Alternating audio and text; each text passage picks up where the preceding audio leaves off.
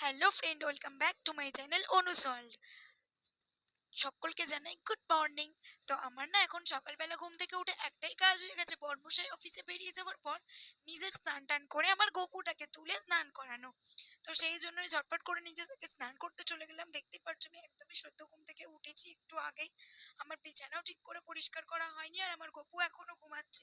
তো নিজে আগে স্নান টান করে এসে স্কিন কেয়ার করে নিয়ে গপুকে তুলে দিলাম। মানে গপুকে তোলার আগে আমি চলে গিয়েছিলাম ছাদে গপুর থালা বাসন নিয়ে, মানে থালা গ্লাস নিয়ে।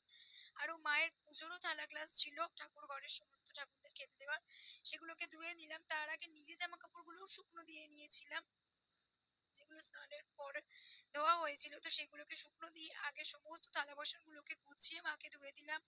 আমিও আমার গপু সোনার থালা বাসন সমস্তটা গুছিয়ে ধুয়ে নিলাম।